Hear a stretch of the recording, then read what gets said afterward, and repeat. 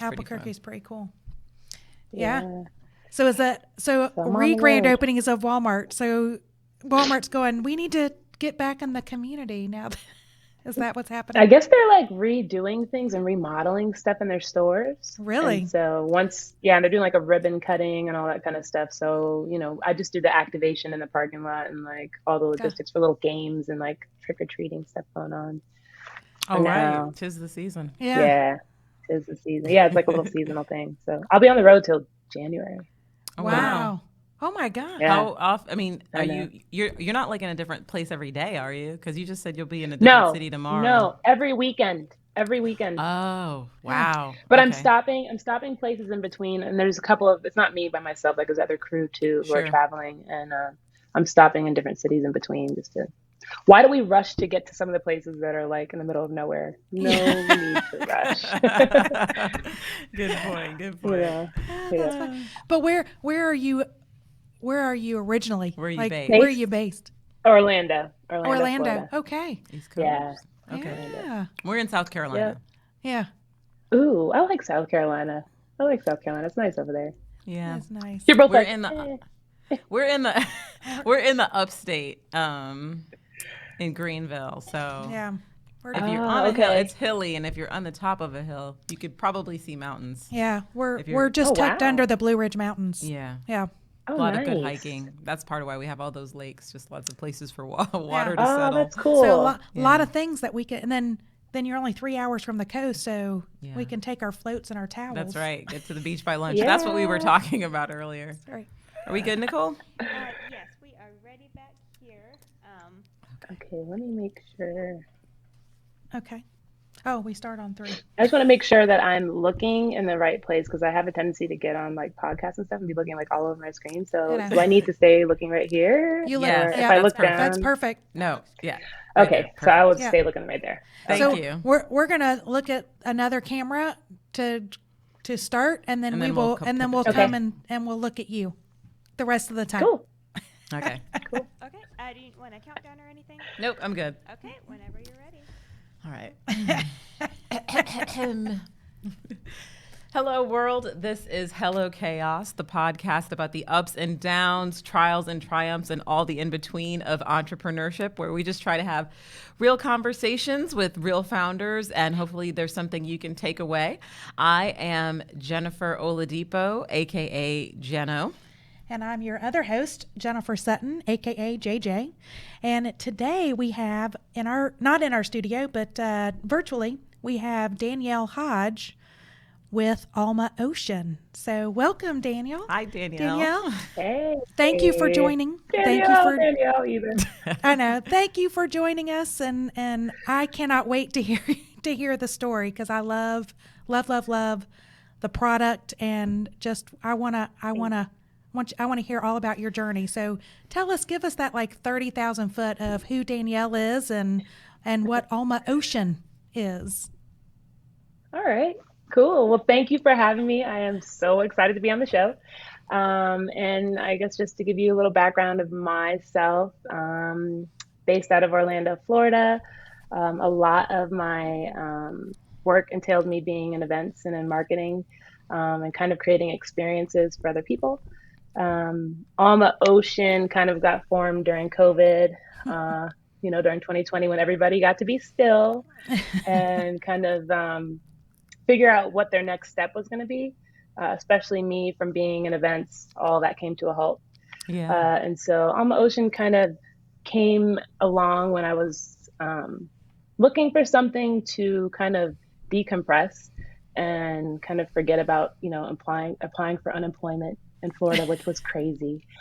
And just kind of get away from the stress of the world. And for me, that's like going by water. And so my mom has a pool in her backyard and has had that for over 30 something years in the same house that she's been in for a while. So I get online and I start looking for pool inflatables to kind of see what I can like kind of lounge on and like create an experience, read a book, lay back. And in the middle of while looking for pool inflatables, I was kind of like, wait a minute, Black people here. Hold on a second, like just kind of, that kind of clicked, like, I like to swim, and I noticed that when I go into stores, I don't really see Black people on any of the products. And so there wasn't a lot of representation online or in stores, and none of the designs were really like kind of speaking to me. They were kind of like bland. Yeah. And when you get on an inflatable, you kind of want to have that vibe where you can like snap a photo and be That's cute. And I was like, Yeah, yeah. none of these are cute. So yeah, that's just kind of where it came about, and me feeling kind of left out in a way, and also me feeling like it was kind of like a time for me to go ahead and just start creating. Yeah. And I did. So, Yeah. So these are for folks, it's almaocean.com. Just pause and like check it out right now. But these just like beautiful, vibrant colors, Afrocentric patterns and themes is what we're talking about. And so it's not just inflatable. So you've got all the It's lounge inflatables, pools, the Yeah, towels. I've got, towels. beach towels. The pool I have is like adult size kiddie pool. So, Yeah.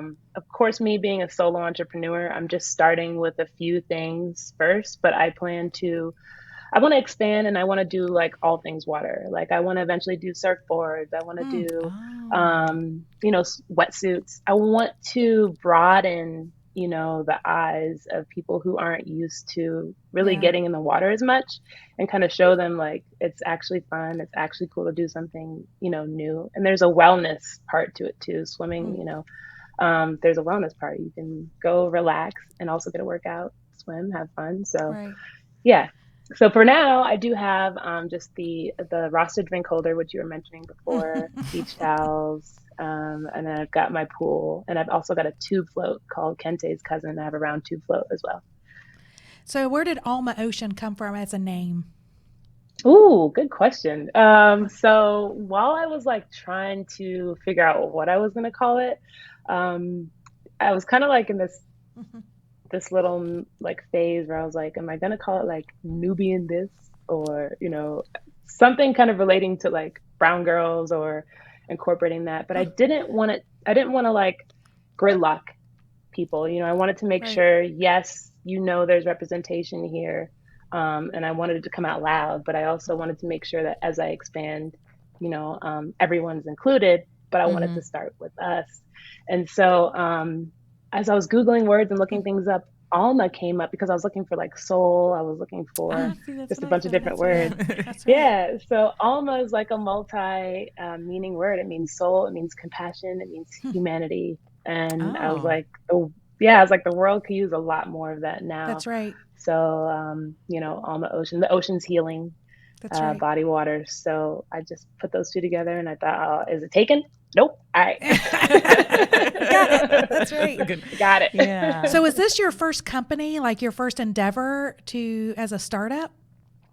No, actually. So my family is from Guyana, South America, and I would visit frequently and take trips. So my first company is actually a coconut oil business, and Oh.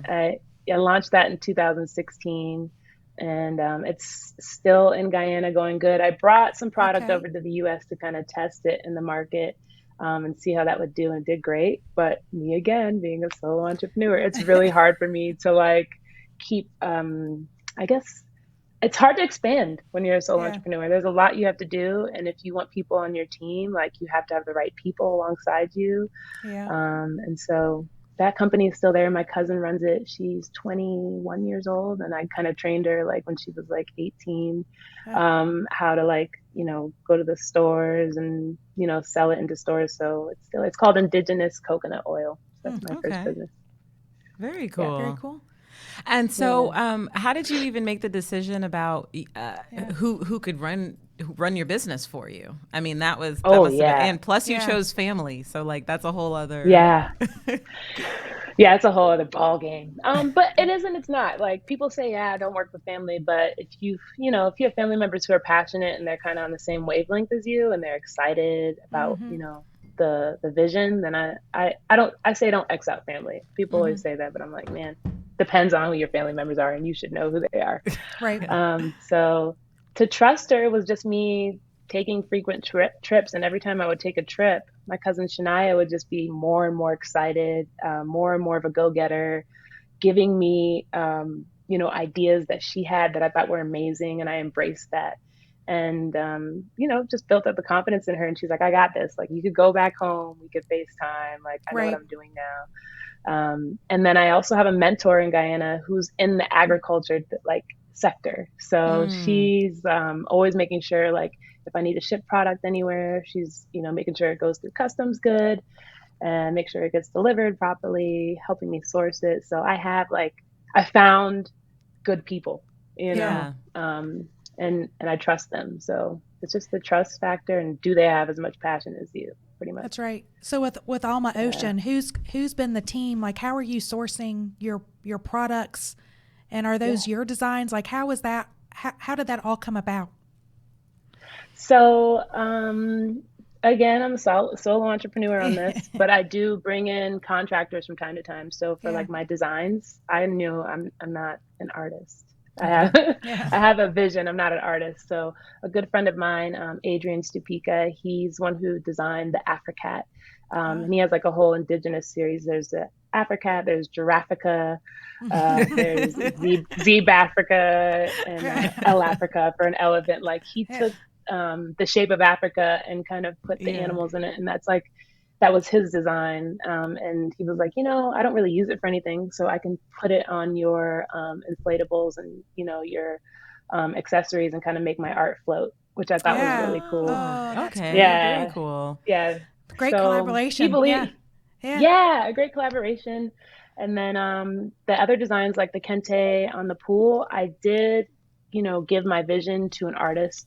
There's a website called 99designs.com. Yeah. Not sure if you're familiar with it. So you can get freelancers. And I found a great person on there who has given me like a bundle of designs that him and I have like worked on together. He'll stencil them out, tell him the colors, and we go back and forth and collaborate. When it came to sourcing the product, I really, as an entrepreneur, you've got to gamble. You got to just go for it sometimes and like just not be scared. So I went and was going on Alibaba and just going to other, sources to find out how I could get my inflatables made. Yeah. They're made in China. But the whole thing is, if you don't take a trip there, how do you trust these people? Because you got to do a down payment, and there's a minimum you have to order. You can't just order 5. You've got to order like a large amount. So I crowdfunded with I Fund Women. And that's kind of where people got to buy into my product early, which is how I got a little bit of startup cash. Okay. And then, you take out a couple loans. Not that many. I took out one. Yeah. And that's how I was able to just go ahead and do the down payment and, get things going with the supplier and trust them. Just talk to them, frequently, see what kind of work they had done previously. And that was it. Just go for it. So talk a little bit about that gamble, right? Because you're saying you're now having to crowdfund. So now you owe a bunch of people stuff, and now you're going into whatever amount of debt, small or big. It feels small or big too. I mean, it always feels big. Or the pressure. Yeah. You got to bring that value. So I mean, what did you do to get through that? Do you self-talk? Do you have supportive people around you? I mean, because that's a big step. Right. It's a huge step. I mean, that's the fear part, is like, you kind of have to really let that go, because I feel like people who are trying to get into business or, roll with the entrepreneurship journey, if you can't let that go, it's going to put a lot of roadblocks in your way.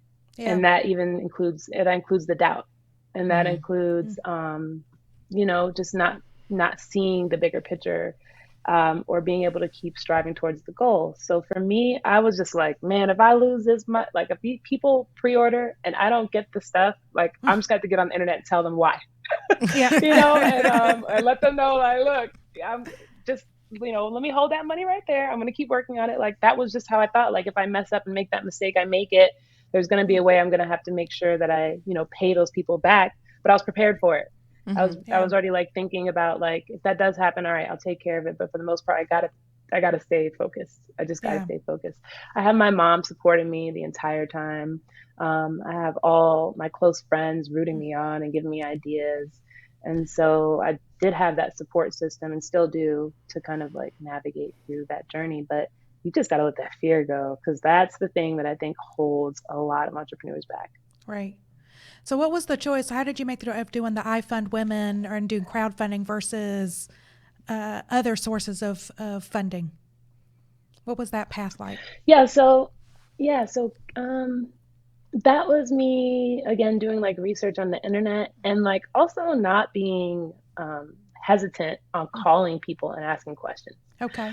I think a lot of times when people are starting to, they are scared to, you don't tell too much of your ideas, but you also find that trusted person or people that you can Right. talk to kind of bounce things back and forth. And then they start giving you sources. Yeah. And, Yeah. you just, from that, you take the source and you research a little more. And that's just what you got to do. That's the game, It's the curiosity, just, right? So who were you calling? Right. Were you calling like other retailers or just people in other businesses? Who did you look to for that kind of guidance? I called my friend Swift. I called my friend Swift, and I'm like, "Hey, Swift, this is what I'm doing." He's like, "You know what? I know this girl named Brittany."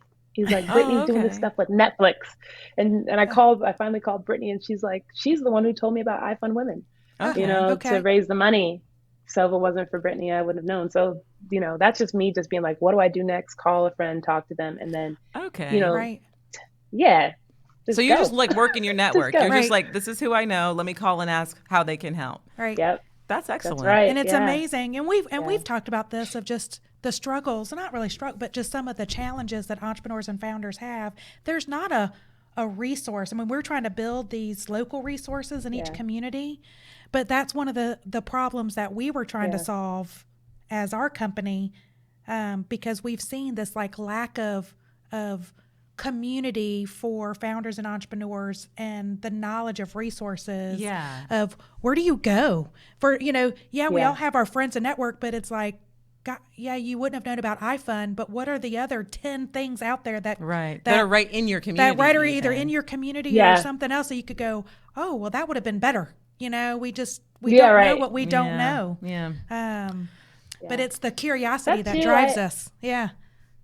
Yeah, there were some local things in Orlando that I would try to get tapped into, but I felt like it was moving in slow motion. Like I moved too quick, I think. I moved too fast. And so that's why like it was quicker to go through my network of friends and people who were like almost on the same frequency and pace as me. It's not that I didn't take anything away from going to the local sources. I think SCORE is one. Yeah. SCOREs. I think I went to that, and like, I felt like I'm not knocking them, but I just felt like it was going in such a slow pace for me. And I'll go back to them for other sources. Yeah. We've heard that from other, across the country too, of some of the more bureaucratic, some of these resources that are great organizations and provide a lot of support. I don't think they recognize the pace that entrepreneurs need, or to kind of go, hey, I can't help you, but here's 4 others that might be able to. There's, I don't think we see enough of that. But that's so interesting about the pace, because that is such a personal thing, right? Because there's some people who are like just knees knocking baby steps. So to have someone like walk them very slowly through the process is like what it's going to take to get them on that entrepreneurial journey. So that's like so interesting. So have you always, like, I guess you're just a fast mover with everything. You do events. So that alone is. You know. So out of high school, when I graduated, I went to Bishop Moore High School in Orlando. And out of high school, when I graduated, I moved to New York. I was like, oh, I'm being an actress and model. Again, having the support of my mom. She's a travel nurse. She was like, all right, well, I'll take a contract in New York. You could stay at that apartment, go to school. I did like 2 semesters of college, and then I was like, And then I got really, really cool jobs in the event space. And so I've been in the event space for a very long time, which I will say, one, New York is fast paced. So you just got to blend and mold. And I loved it. I absolutely loved it. And then events, you have to make sure that challenge I got to make sure things ran smooth. Me constantly like always being by my phone to make sure like vendors are getting, everything they need. It just kept me in that. So moving back to Orlando, I kind of still kept that hustle and that move. Right. So, I'm just a fast pace, but that's why I feel like when I do, and if I do get like a partner that works alongside me, they're going to be the one to slow me down. And, a little bit, and then Yeah. be a lot more strategic with things. I'm not saying I'm not strategic. I do, plan things out, but I feel like they will implement a lot more because as a solo entrepreneur, you can't do everything. And No. but you take on everything because you have to Right. until you can get either the proper funding to hire the right team, or people who just believe in what you're doing and want to hop on your journey. Right. Yeah. Right. That's so interesting that you chose, at least for this business, a lounge, like a very relaxing kind of, thing. It's like, go, go, go. I'm in a hurry to get people relaxed. Yeah. In the pool. Right. We need to be in the sea. Right. Right. Yeah. Instead of the nest, Right. it's the sea. It's the ocean. I love it. So, with it being a creative business, you talked about how you're partnering with designers, but obviously it's your vision. So, how are you making those decisions? I mean, one of the things about the products that I love are they don't look like anything else That's in right. that space. They're very distinctive. Yeah, and so can you talk a Yeah. little bit about just when you were looking at the competition and positioning your product and that kind of thing? Like, how did you make your decisions about design, and what were you? Because you have a lot of options. Yeah. It started with representation. It really did. It started with just wanting to see more. And people will think, oh, that's silly, pool inflatables. Like, you want to see representation there. But like, uh, I'll say the depth of my journey with Alma Ocean is not just the inflatables. That's the product is beautiful, and being able to see yourself, relate to the product is beautiful. My goal with Alma Ocean is to bring the Black community more into the water space, but safely. So I'll kind of fast forward a little bit. I have started a foundation now. It's called the Alma Swim Foundation, and I want to make sure that I'm not just giving the resources like Black Girl Surf, who's really cool. There's Afro Swimmers, who's a swim coach. There's a lot of swim coaches out there that I can recommend people to. But the main thing is bringing down those drowning statistics. And that might seem a little like, oh, you're giving somebody without giving them the resource, or what can you do? What else are you doing? So I want to make it a cool thing, like a cool thing to learn how to survive in water. Like if you don't want to learn how to swim, at least just learn the basic skills to keep yourself afloat and to get out of any dangerous situation, really. So can you educate us a little bit about what these statistics are? Because I really don't know. Yeah, well, I will say that the Black community is the highest percentage in drowning. I will tell you that for sure. Oh my gosh. And Why is that? Well, you can go back to, people will keep bringing up the generations of us being pushed away from pools, and it being a thing where, like, my mom used to say, stay away from the pool, you're going to drown, Yeah. You could go to that. I didn't care. I was like, whatever, I'll figure it out. So I learned how to swim at a young age. I did almost drowned as well. Like, I'm a survivor. My brother, he jumped into the pool and saved me when I was younger, Oh my gosh. So just, there's the statistics coming from the generations of us being pushed away. And then there's also just, I can name quite a few things, but there's also, like, a lot of times Black women with their hair, not really wanting to get in the water because they just got their braids done. So how do we change that, and how do we uplift it more to say, all right, well, you did that, but what about just learning the safety aspect? And so that's kind of why I've gotten to, befriend a lot of people. I've been sliding in their DMs, all these swim coaches. I'm like, hey, what are some things that I could, pass on to people, or what can we do together to collaborate, to kind of, bring more attention to the space. So That is so cool. And the foundation is called the Alma Swim Foundation. Alma Swim is what Foundation. I've called it. Yeah. Just started it. Look at me. I'm taking on another thing, but I'm ready for it. How was that process of starting is it a 501c3? Is that it's a 501c3, nonprofit 501c3. And I'm educating myself on it because I know a lot of people who have, foundations, but they just have it. They're not really doing much. So now I'm just trying to figure out how I can have it and actually create an impact. you know, in my community. So, Yeah. you know, there's a lot to a 501c3. You got to have your board. You got to make sure you have like programs for the year. And Yeah. then there's the funding. You got to start, you know, raising funds. And some people don't like asking people for money. Or me, I'm like, hey, we got to do this. We got to save some people, you know. So I'm just educating myself on how to actually run a foundation while also still, you know, run my business. So Yeah. yeah. And do events. The internet. And do events, you know. Well, the cool thing is like my events are Friday, Saturday, and Sunday. I have during the week to, you know, I'm traveling in between, but like I have the time, you know, to do things like this. I'm still working on my business. Yeah. That's right. So your girl's grinding. You are. So, okay. So how do you, because this is a lot. I had no idea about the foundation. Yeah.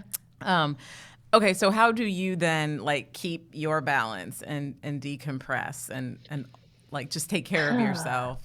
And if you don't really do it, that's okay. That's okay. You can admit that here because a lot of founders don't.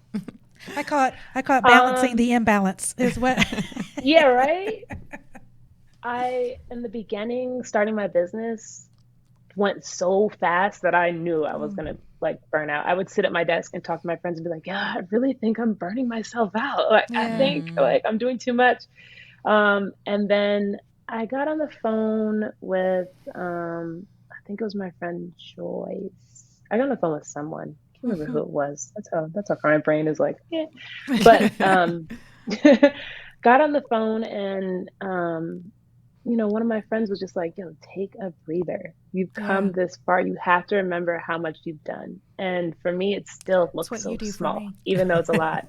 Yeah, you need that person. I was like, she keeps like, Jennifer, we need to celebrate this. Yes, like, because I you know, I interviewed so many reporters. As a reporter, I interviewed so many entrepreneurs over the years, and I started asking people, you know, how do you celebrate your wins? And like people would just go blank, like I don't, because you forget.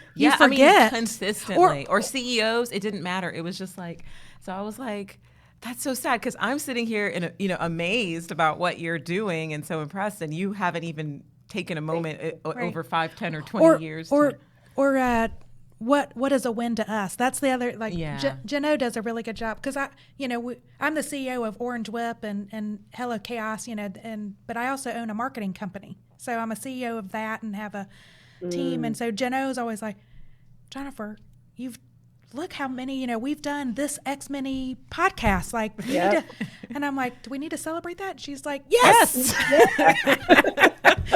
Or we're like, we put out we're 7 months in and this is our 7th, like we've done a lot. And it's like, and we've, you know, you're always like, our numbers are there. And I'm like, okay. Yeah, it's a thing. It's a thing. Yeah. We need. She's like, "Stop it! You need to celebrate." And I'm like, "Okay." Or on the, you know, or stuff with whenever you like brought on, I think you hired a COO right after. Yeah, COO you know. on break. You know, on the marketing agency of like that's restructuring that team. That's a win. And it's I know what it was. Win. You said you know, you were just talking about stuff, and you said, and I said, you know, so I left that up to them, and I'm like, hey, pause, like. That's huge because this has been for the past decade and now you just said you put that on, you know, let somebody else handle that. So she's a great partner in that. I didn't know you felt that way. She reminds me often of, because as a CEO you forget, like you're just like barreling through and you're just like, okay, there's only so many hours of the day. Yeah. And you know, when you're juggling both things and it's somebody has to be there to kind of say, hey, that's pretty special. Yeah. You need to take a moment. And so I appreciate that. Well, thank you. I'm glad that everyone needs to have those people in your life. I'm glad to be that for you. So that's what, Danielle, I think you've talked about too. You seem to have a good sense of what you need in a partner. So are you, not that you have to shop on the podcast, but just when I'm shopping. When do you see that role, you know, being filled with Alma Ocean and the foundation and that kind of thing? You know what's crazy? I don't know how to fill that role because you can't, like, that's why, and I'm very curious, and I'm glad you brought that up, Jennifer. Yeah. Other Jennifer. Joe. I'm glad you brought that JJ, up. yeah. JJ. I'm glad you brought that up because, I always thought it would be like a friend that you'd bring in, but no, where do you go to find somebody else that sees your same vision or maybe just has that skill set that can Right. just take your company and like, where do you go to find them? And I don't know. And I just thought if I just keep building, they will come, Yeah. So I don't really know how to fill that space, but I know it's needed. So hello, anyone listening to this podcast right now, if you believe in what I'm doing, holler Yeah. at me. You can find me on Well, Instagram. Email me.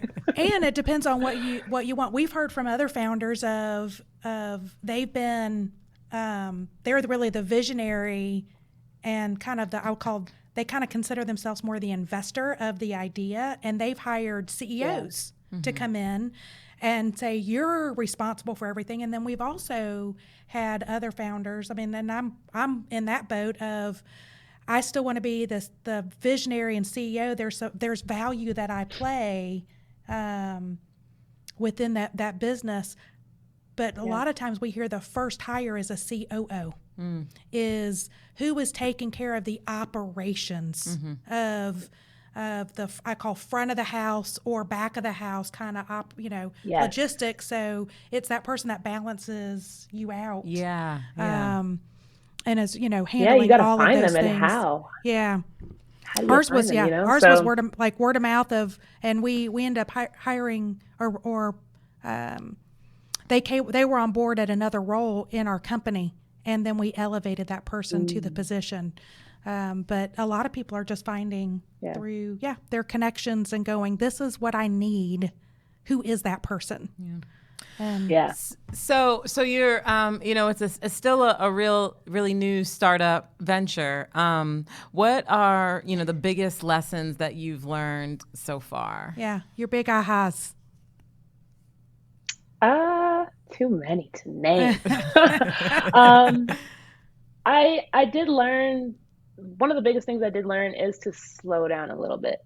I really was, like, if you think about it, what was it, August 2020? No, June, I thought of the idea, June 2020. By November, I was raising the money, but also speaking to a manufacturer. Then I got the product the next year. So from a year of, thinking about the idea, raising the money, still, trying to blast out designs and put everything together, like the website and all that. After a year, I finally got the product, but I actually missed my first summer in 2021 because I didn't get the product till like August. Right. So actually this summer was my first summer. Okay. And I just thought, I'm going to sell out, I'm going to use, February's coming up, Black History Month. I'm going to, I'm just thinking about all these things, and like, it didn't happen. I moved product, but not as fast as I thought. Yeah. So, I've still got like 800 pools sitting in my mom's living room because that's my storage space. They're just stacked up on the wall. I had to order like 1,000 of them because the manufacturer got me and was like, they got me. They were like, you got to order 1,000. And I was like, okay. I looked around for other people, but I didn't trust them. And so rolled with that one, got, with their minimum order. So, I learned to just kind of slow down a little bit and just like, start strategizing a lot more, because I think I was just moving a little too quick, and being a little bit more it's intentional. okay to like, be more intentional. It's okay to like, you're not going to sometimes be that company that just has an idea, boom, and takes off. And that's in my head. I was thinking, it's going to take off. Nah, it's okay. It could be like 5 years. Year 5, I might take off, and I have to be okay with that, Yeah. So. What were the pieces that you now realize you would have liked to have in place so that you could have moved the product more quickly? That's a good question. Yeah. I wish I would have had, I still don't have like, and I'll be real, I don't have a solid business plan. I go back and forth. To like edit and go in, but like I change it all the time, and I'm like, this is not my expertise. I need to find somebody else who can help me do this. And so I think that just being able to have that solid business plan and pitch to maybe bring in an investor, I thought would be really good, because I see On the Ocean being in a big retailer, like Target. Yeah, I see On the Ocean being in a bunch of Target stores everywhere, or I see Alma Ocean also. I see it going like past the US, Yeah. maybe Australia or like other places. I see it being really big.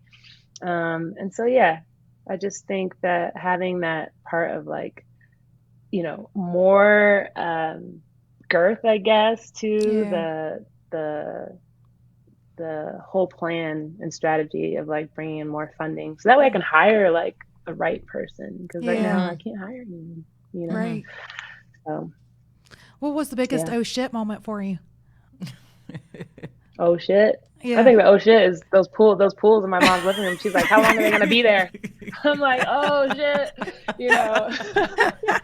was like, dang, I really gotta move those pools. Yeah. I gotta show you guys a picture. They're just stacked out there. It's like my warehouse. And like, my mom's from New York. We lived in New York, and she's got the plastic on the furniture in that front. It's like the front room of the house. Nobody goes in. And I've like blocked both ways off and like set it up like a little warehouse, which is saving me money because I'm not paying That's for right. Yeah, that warehouse would be space. expensive. That's And right. she's cool with it. She's cool with it for now, but I don't know. She's like, nobody goes in that room anyway. That's okay. Yeah, but it's a special Yeah. room though. Yeah. I know what's going on there.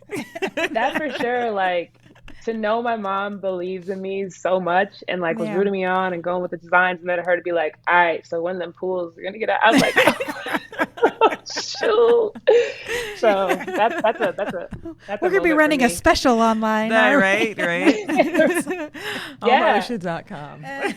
Buy a pool. Yeah, right. Number 2. Christmas is coming up. What? I know there are people Christmas shopping. That's right. There'll be Christmas shopping by the time this comes out. Yeah. Well, Right. Danielle, this has been a great play. I mean, I love this Yeah. conversation. Yeah. Thank So, you. and we don't have that many people who are this new in the game, but I feel like at every point, people have lessons that they've learned that they could share. So Yeah. if there's any, one, or if one is too hard, two, lessons that you feel like you have to offer to other entrepreneurs right now or would-be entrepreneurs, what would you say? Man, I would offer to say, and I spoke about it earlier, just let the fear go. Yeah. And it really is a thing that really does, block people. And I don't know how I have figured out, the method to the madness of just being like, you just got to go for it. You have to go for it, whatever it is. And I've just done that this whole way. Like I've just gone for it. And just, if I didn't know something, don't be scared to ask. Don't be scared to ask people, and treat your business like you did in school. When you have the work assignments done, do that to yourself. Make sure you're like listing things down and checking it off as you go, and take some time off. Because I realized that too. Like, I have this time in between, with me traveling for work. And I'm like, man, no, I should be, getting at it because I have these, this time to do that. But I also like need to chill out in my hotel room sometimes and just lay on the beautiful bed and like watch TV for a moment, and just because right now I'm super inspired right now to kind of latch on to the events that are coming up. You've got like Afrotech, you've got Culture Fest, you've got there's like there's a whole bunch of things that are going on, events that I could be planning for 2023 to be excited about. So just laying here and like researching on my phone and just taking a minute to just look things up and not always feel like I have to be blasting out emails. And sometimes you really just have to take a deep breath and realize, like, and that's just for me. I think I'm speaking to myself, but like, no, I'm the same way of like, your time. you just gotta, I call it reflection time, whether it's planning a reflection, but it's just taking those quiet moments and going, what have I done to date? How do I change it? And then what do I need to look forward to? But you got to give your brain the space to think and just take and it's not I don't want to say it's a vacation or break, but sometimes, you just got to go, I'm not going to be an email. I'm not going to, I just need to take and because sometimes you're doing it while you're doing laundry, or you're just doing like your everyday crap. But you're thinking, it allows your brain to kind of like recharge and go, oh, what about this and that? And then take that time to go down a rabbit hole and I call it the rabbit hole of the internet, but start looking at all like things that you could be doing. Yep. And I'm with you. You need to take that time. Yeah. Yeah. Well, thank you so much, Danielle. So where can folks find you to either find your products or to engage with you or just connect? To apply for a job. To apply, to raise their hand. Apply and for say, a job, "I can help number you." one. Yes. I can help you. So you can Be on your board. Right? Yes. All of that. All of the above. All of the above. You can reach out to me either through my website or through social media. My website's almaocean.co, not .com, .co. Okay. So almaocean.co. You can also go to my Instagram _Alma Ocean because somebody else has Alma Ocean and I can't get them to get rid of it, but it's _ Alma Ocean. You can slide in the DM. I see it all and I respond to everyone. So yeah, either through the website, contact us, or through social media. And yeah, if you do get an inflatable, don't forget to tag me. You know, some people have been getting it and not tag me while they use it. So tag me while you use it. That's right. And yeah, that's pretty much it. Cool. Well, congratulations on your journey. Thank you so much for sharing with us. Thank you. And thank you so, for having me here and allowing me here. So for everybody that would love to hear this story and watch it, so, you know, Hello Chaos is available across every podcast platform. So find your favorite and share us, comment, like and subscribe. Like and subscribe. But you can also come watch the podcast. Watch us live on YouTube. Live. No, not live. We're live. We're live, but it's you know, recording. But you can go to orangewhip.com, and that's orange WIP for workinprogress.com, and you can go to the Hello Chaos page. But that's where you can find us, or go to YouTube. Yep. And we have our own channel there. So hopefully you will engage and comment, share, like. Yeah. And you know what? If you use one of those pools, I mean, tag us too, so we can amplify that. That's right. You know what I mean? We'd love that. Yeah. We can I might buy one of those pools. I think we're gonna get one because I mean that is our jam. We need that. All right. Yeah. All right. Luxuriate. Thank you, Danielle. Thank you, Danielle. Thank you. Bye. Bye. Bye. Okay, we're good. And we're out. Yeah, that was cool. Do you have any relation to Victor Oladipo? No, but thanks to him,